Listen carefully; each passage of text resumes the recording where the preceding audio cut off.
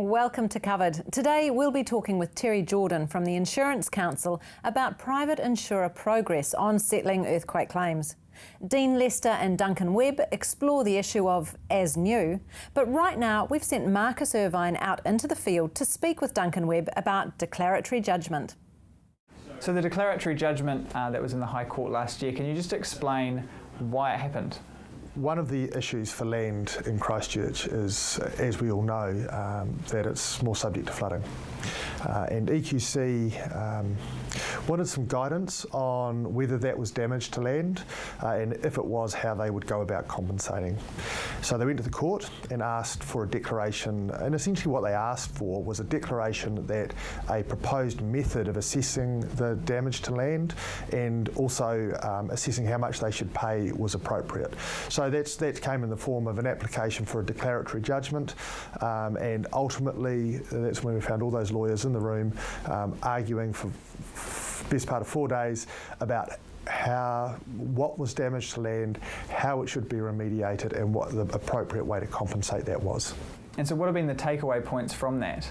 EQC had done an enormous amount of work beforehand and had a really comprehensive proposal as to a very detailed kind of flow diagram that they'd go through in order to assess whether the land was flood vulnerable. What the court didn't do was approve all of that detail. They essentially said, yes, increased flood vulnerability is damage, but we're not going to approve a really rigid system. We're not going to say that will be right all of the time. What EQC has to do is adopt a rational system, but has to be prepared to depart from it in any case where it's clear it's not working for these people.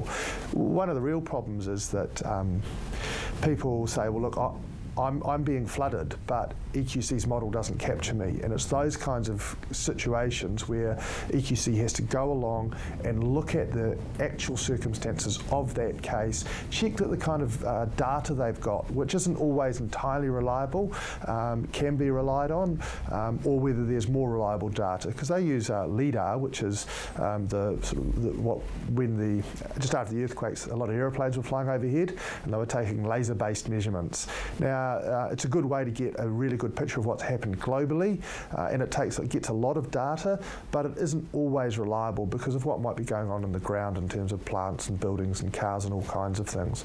It's much more reliable to actually be on the ground and take measurements, and sometimes that can be done. So they're the kind of things that need to be taken into account. There's essentially two limbs to this increased flood vulnerability question. The first is your land damaged in a way that makes it more flood vulnerable? And that's the question about has it subsided and what's the cause of the flooding and things like that. The second question is, well, what is the right way to compensate for that? The EQC Act leans in favour of remediation, but it also gives the power to essentially pay cash. And there was a lot of discussion about how much, if EQC is paying cash, how much it should be. And what the court said was essentially that EQC can pay the loss in value of the land in some instances, but not necessarily all instances. Sometimes it simply won't be possible to remediate the land. So it won't be possible to raise the land up because you can't get a consent for it, or it's cost prohibitive. And in that case, the proper measure is probably going to be the loss in value of the land. So where are we up to at the moment with EQC? What can homeowners expect to happen next? I understand EQC has made some movement on that, and that they have said that they think they can have this increased flooding vulnerability question and compensation resolved by the end of the year, so that's heartening. But really the next step is for homeowners to hear from EQC about whether they're considered to be flood vulnerable or not.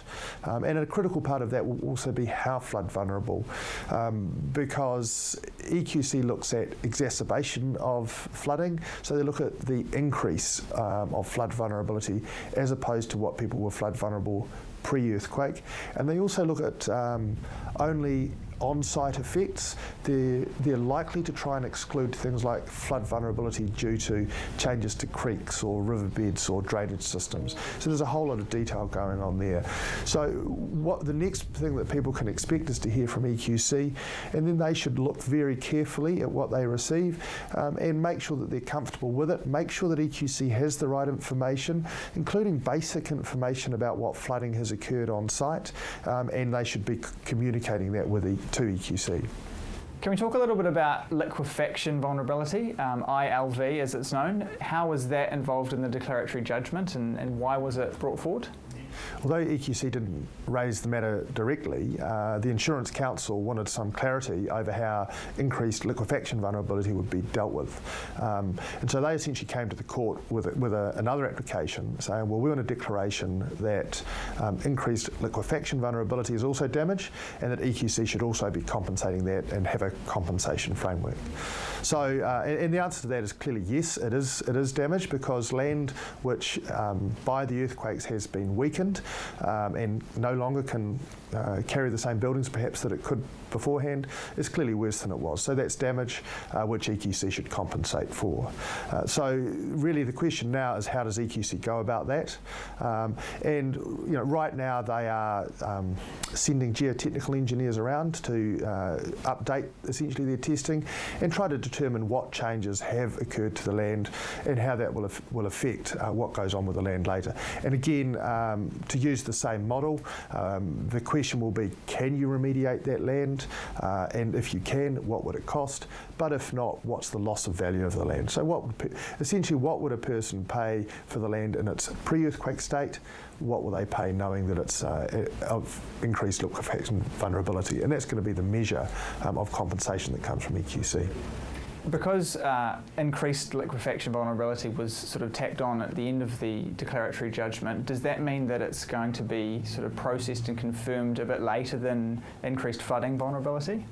Look, to be honest, I'm not sure what their calendar is, but certainly they were very far advanced in terms of what systems and underlying techniques and valuation methods they were using for increased flood vulnerability, and there was no evidence really as to what was going on with the increased liquefaction vulnerability. So while some of the work will no doubt be useful in terms of valuation and so on, it appears that EQC is a bit further behind on the liquefaction vulnerability.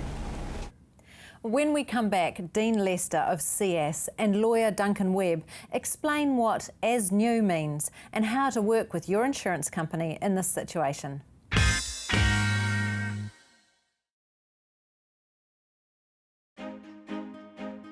EQC gave me a nice payout, but what do I do now? The insurance company finally settled on the agreed amount, but where do I start? There's so much to organise. Who do I call first?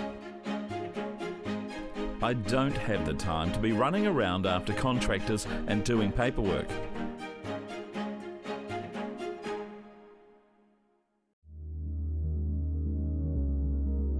The preparation, the devotion, the fearlessness, the intensity. Runway model management. First impressions are everything.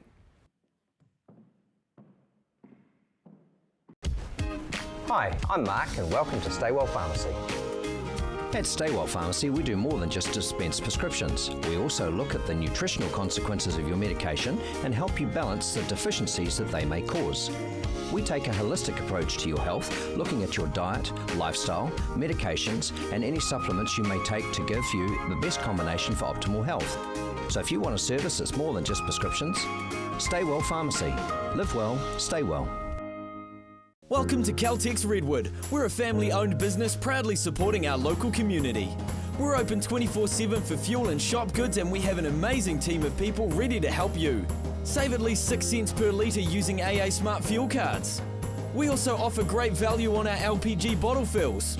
We have a full workshop and Bridgestone Tyre Centre. Our mechanics and tyre technicians will get your car sorted. Caltex Redwood, we're just down from St Bede's on Main North Road. Caltex Redwood, what drives you?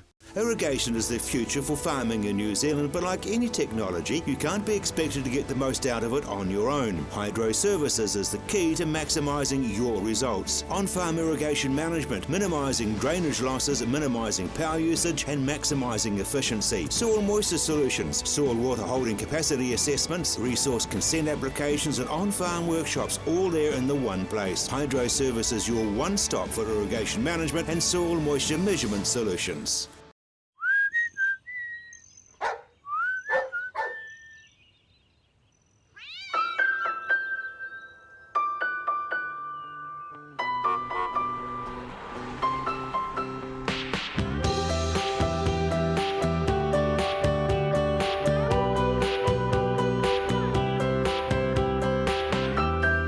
Colour in your life.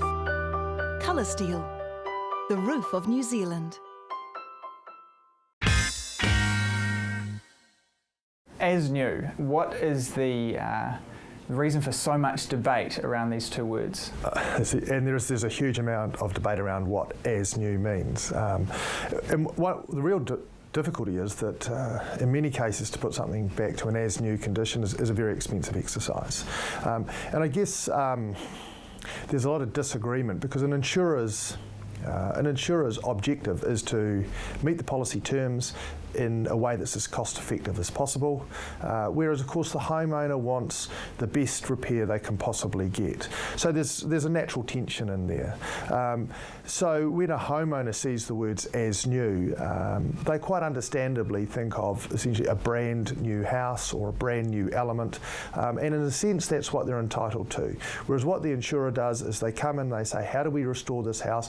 And sometimes it must be said that some insurance adjusters and engineers and so on, builders, kind of look at a house and think, well, what we really want to do is put this house back to how it was before the earthquake, not when it was new. So there is a real tension there.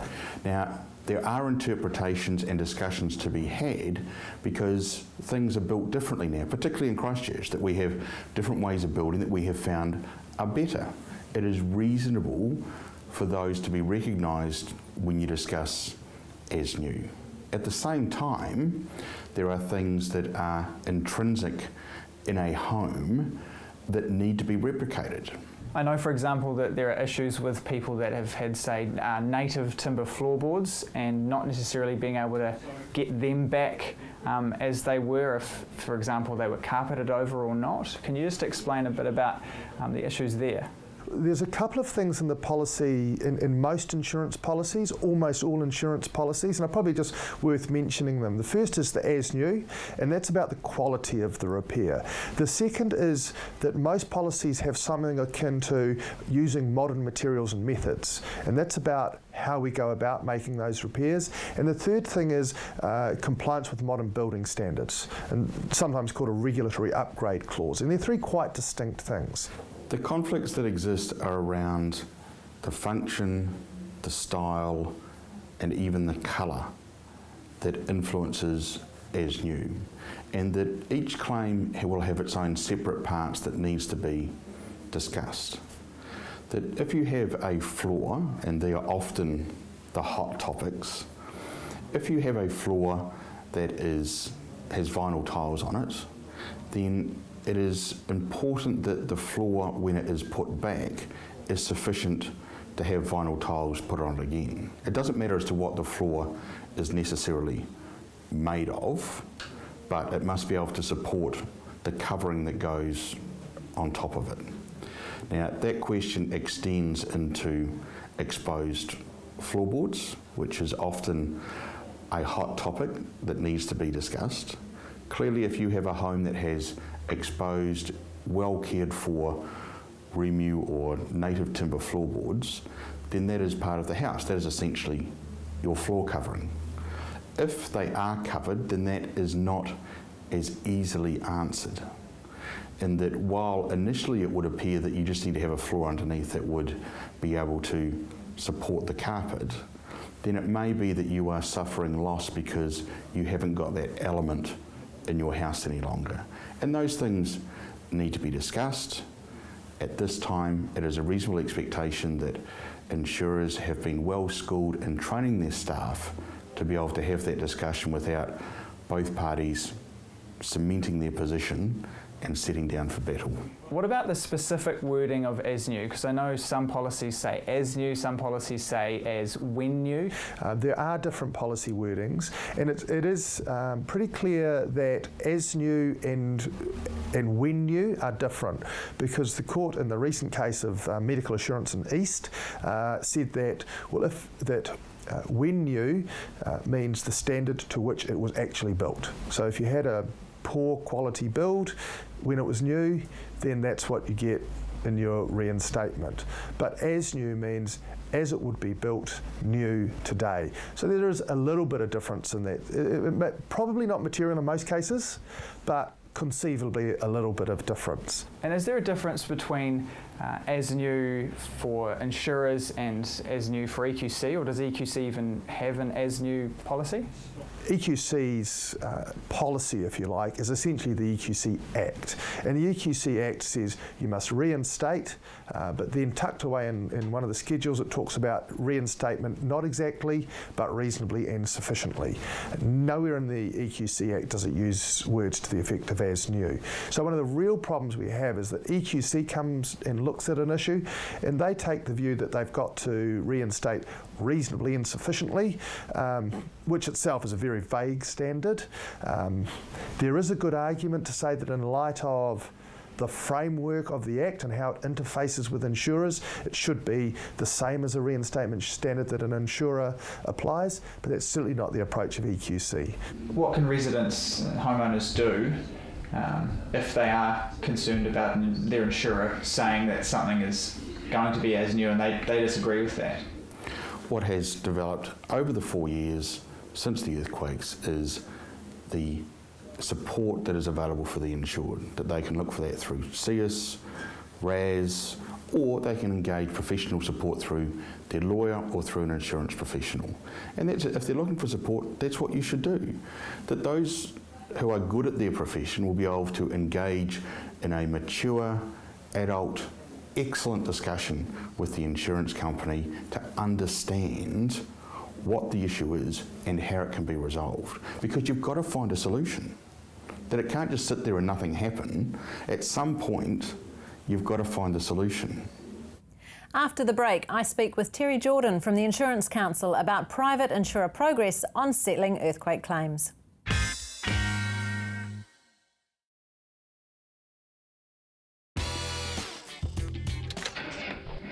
Don't get caught out.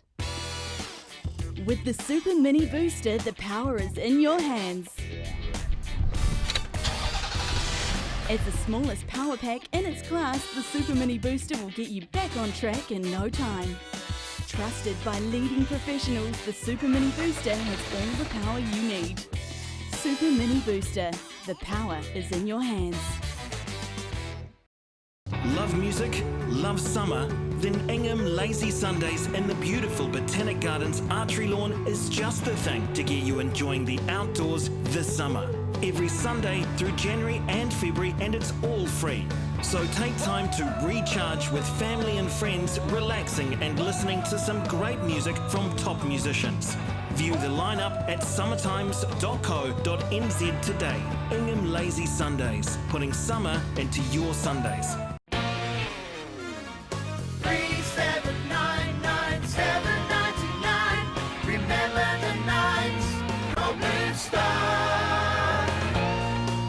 Blue Star Taxis has been servicing the Canterbury region for over 80 years. Canterbury owned and operated with a passion for providing safe, reliable public transport in Christchurch to Cantabrians and visitors to our city. Home safe every time with Blue Star Taxis.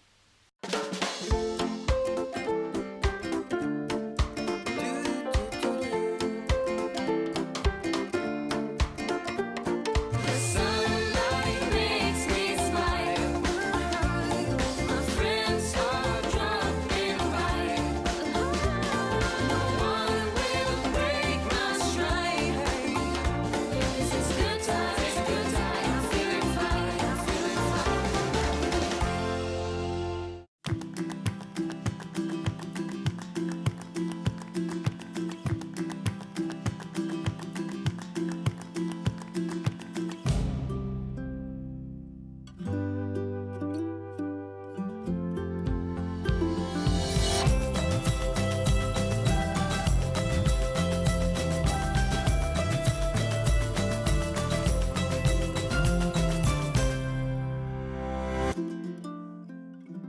I'm selling my home with Gavin Top of Harvey's because I know he'll get me the best possible price. Gavin even guarantees it. His buyer's price declaration guarantee gives me confidence knowing I'll get the best possible price for my house. I know I can trust him because he listens to what I want to achieve and goes the extra mile to get great results. If you want to get Gavin's highest possible price guarantee like I am, give him a call or take a look at his website and he'll get you sold.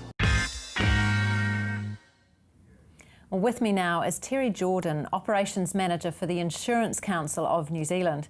Look, thanks for coming in to talk to me, Terry.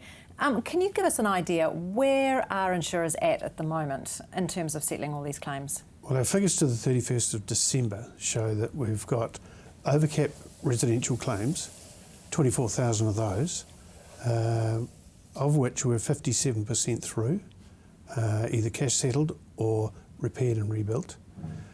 We've got 68,000 what we call out-of-scope claims, and those are fences, driveways, pathways, etc. And we're 83% through that. And the commercial claims, we are 84% through that, and we've got 26,000 of those claims. Goodness, these are quite high numbers, but there's the one that leaps out at you are the over-cap claims. And of course, we're talking private insurance companies here too. Yes, we are, yeah.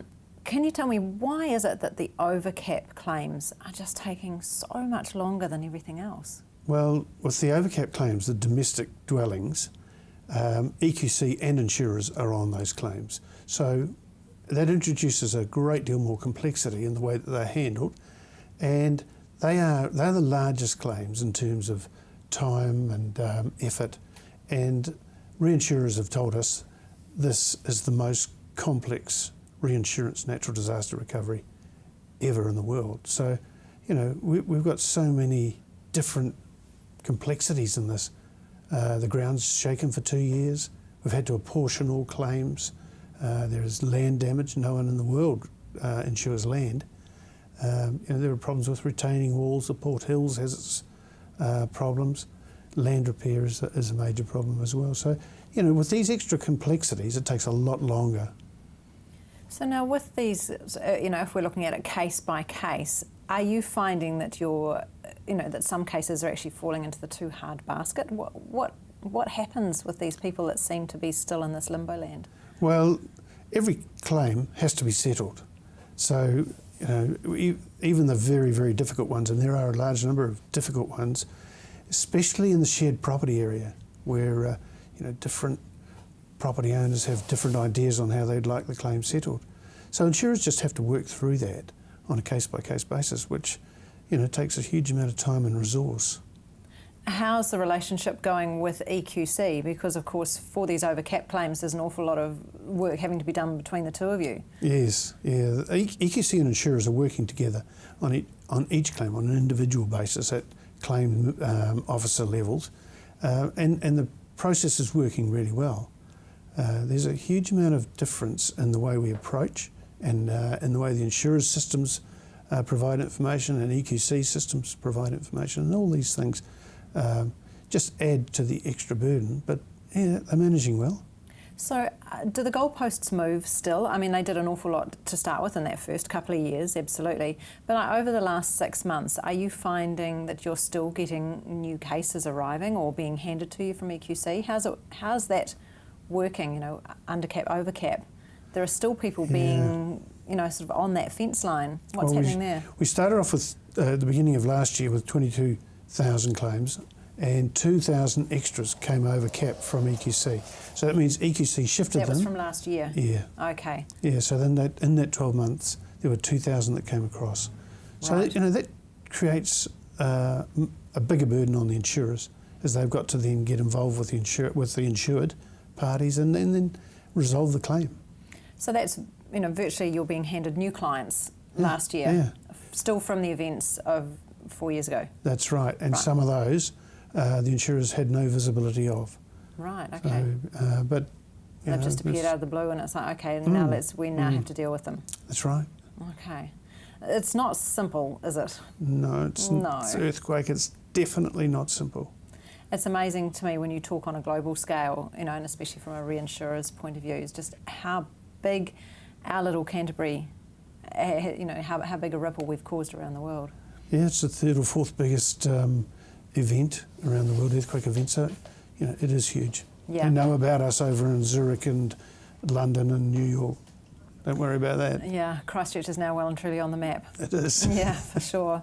Can you tell me about living in Christchurch going forward? There are, of course, people rebuilding left, right and centre around the city at the moment. There's still house sales going on. How's new insurance being handled at the moment? Oh, you're talking about the future insurability of Christchurch, which is really important. And this is a little bit complex because there's been quite a number of cash settlements, and insurers will need to get a view on how these repairs or rebuilds have gone. So once they've cash settled, the customer goes off and does it themselves. So the insurer's focus will be on understanding how the repairs are being carried out and whether the repairs have been carried out, because there have been 300 or 400 houses sold as is, where is, without the repairs being done. Actually, that's quite a common real estate catchphrase at the moment, is, you know, for sale as is, where is. Yeah, what happens? What do insurance then turn around and say? Well, insurers need to satisfy themselves that, firstly they need to discover what damage has occurred, and then they need to know whether that damage has been repaired. So they have to source information from the City Council, from consenting, codes of compliance, things like that. So there's quite a bit of time and effort involved in that, and while that exists, it's going to be difficult for people to switch insurers if they need to, if they want to, and it takes more time in getting insurance. Right, okay, so definitely if you're doing sale and purchase at the moment, you want to make sure you've allowed yourself enough time. Oh yes, definitely. You certainly put that as a condition of the contract if necessary. Yeah, okay, so there are some changes, yeah, for sure.